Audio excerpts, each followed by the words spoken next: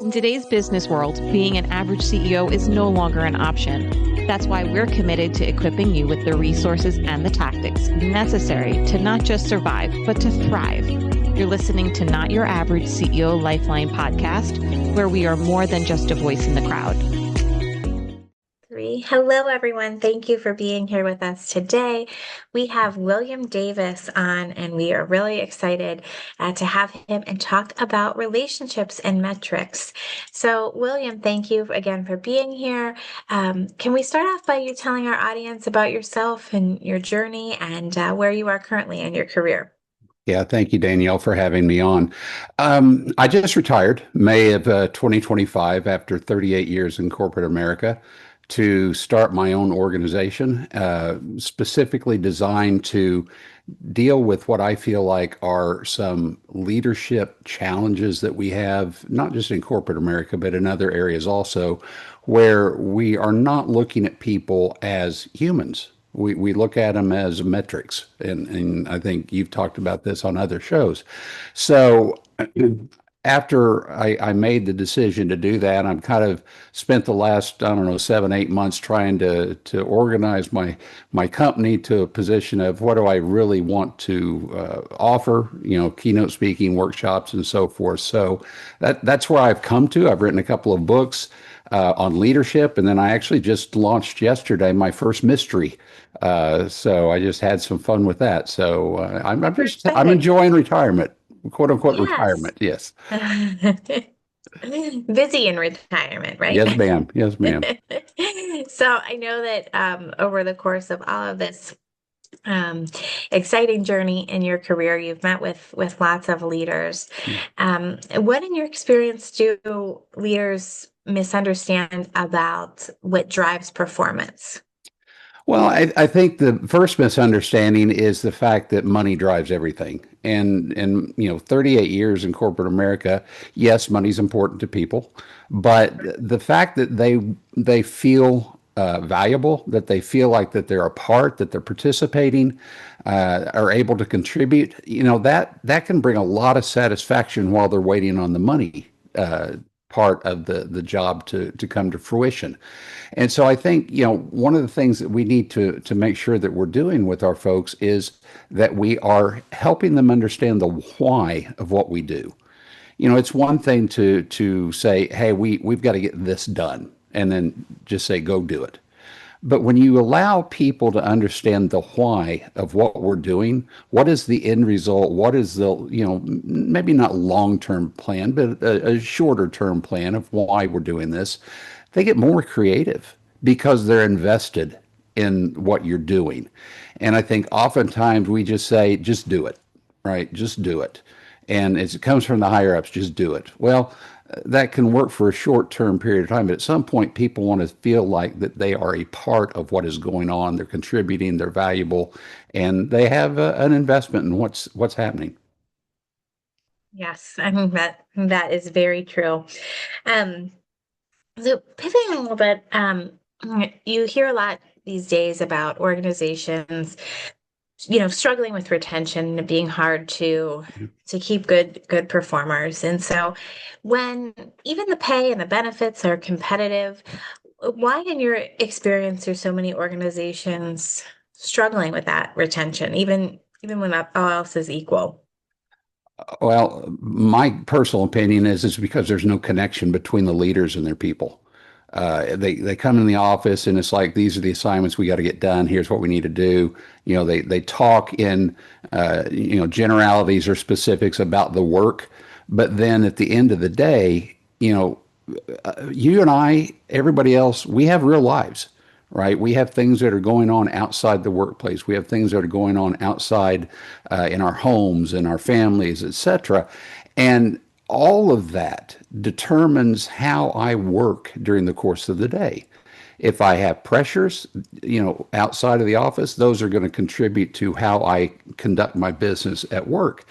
And so what I always tried to do in my career was I tried to get to know my people on an individual basis because when they were having a bad day, then that way I knew how to deal with them, right? How do you help someone who's having Well, let me just give you an example. I had a young lady that came to work for me, and she was a good performer. I wouldn't say she was, the top tier of the folks that I had, but she did her work. She was very personable. She interacted great with the team.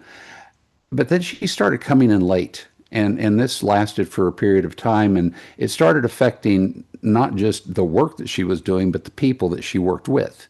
And I had to be careful about not showing a favoritism. So I knew her well enough because of the relationship we had built that something else was going on. This wasn't just something she was slacking off or she was just derelict in her duties. So she liked to have coffee every morning. She'd go down and get one and come back up to the office. So I just asked her one day, "Can I go with you?" And she goes, "Sure." And I went and we bought coffee and we just sat down at the table for a second. And I just looked at her and I said, "So tell me what's going on." And immediately the emotions were just all over her. Well, come to find out, she had a mom in hospice. And so obviously that was affecting her Sure, on a and you're, personal basis, yeah, yeah, mentally, and then affecting her job. And I said, you know what? Just let's work together and let's help you deal with all this. So what I did is I said, you work at home or you work where your mom is. Do whatever you need to do to take care of that situation. Because she'd come into the office feeling obligated to be there, and all she could worry about is my mom okay? Is my mom okay? And I tried to take that out of the equation by allowing her to be both, right? Be engaged with what we're doing at the office, but then be right there with her mom to understand if she needed something. And I said, during the course of the day, if you need to bow out and do something for her, just let me know. We'll cover for you. And so it was like the whole aura of her changed because instead of feeling all this pressure of the work and responsibilities and then her mom, she understood, okay, they get me, he gets me, and they're going to help me out. So when we understand our people well enough to understand when something's going on with them or we need to kind of intervene, it's not a boss intervention, it's a human intervention. Hey, just tell me what's mhm, going on. Let's see what we can do. Because there's all sorts of solutions, creative solutions you can come up with to help your people. But mhm. oftentimes leaders don't go to that step. It's just like, you do the work. If you can't do the work, I'll find somebody else who can. That's not the way we need to be treating our people. Yeah. And I think that really speaks to that builds trust way faster Yeah, than any sort of absolutely. Yeah, formal leadership yeah, system could, yeah. that type of behavior. Well, because they see Um, you're authentic, right? I mean, they see that you're yeah, an authentic individual, that you care. And so, that's why I've always preached to my folks, you've got to build genuine relationships. You can't build a fake relationship because that's going to be seen through very quickly. That yeah, genuine relationship is, I care about you. Now, obviously, there's a line you don't cross, right? But I care about you outside of the work that you're doing. And so I'm going to help you not just in this aspect of your life, but also, in other things that affect your work. I'm going to do what I can to provide you relief. yes, yeah, absolutely. Um, so if a leader has not been able to do that up until this point, um, and the relationship is strained or even Mm, broken, yeah. how can they pivot from here? How can they repair that trust and begin to change um, more intentionally? Yeah, I think you first look internally, be self-aware, right? And the thing I always ask people, why did you want to be a leader? Why did you want to lead people? Because if the answer is money, power, authority, office, whatever, that's the wrong reason. And you're going to fail more often than you're going to succeed. So when I understand that, I wanted to be a leader and making sure I'm doing it for the right reason, helping my people grow, helping my people succeed, uh, then I can put the ego aside and say, okay, guys, what do I need to do to change? Because a lot of times when people are not self-aware, they are avoiding feedback. And when they get feedback, they either get upset about it and mad and so forth, or they just totally ignore it and say, oh, they just don't know what they're talking about. So when you understand why you wanted to be a leader, and it's for your people, right, to help them, then when you're not making that connection, you can go to them and say, guys, what do we need to do? What can I do to change? And just have that open dialogue so that they understand that you're really looking for feedback, you're willing to make modifications, make changes, but then don't be hesitant to, say, hey, all right, I'm going to do this, but I need you guys to do this also. And then try to meet in a middle ground area where you can start forming that relationship. Mhm. I like that you're saying in the middle ground. I Yeah. think that's very important too. Uh, so, what advice would you give to a CEO who's feeling disconnected from their team? The first thing I've always tried to get people to do is if you have someone close to you, it doesn't have to be in your group, but someone within your organization, or maybe even your wife, spouse, whatever, just go to them and say, here's the scenario. What do you see or what do you think? And just kind of get maybe a starting point from them of where to build from.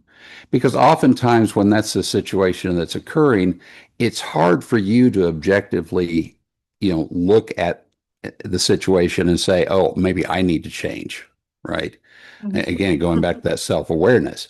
So if you're willing to get an objective opinion on the situation and use that as kind of a baseline to start from, then that helps a great deal. Because if I'm just trying to figure it out on my own, I'm not going to oftentimes look at the most obvious things, which oftentimes happen to be me.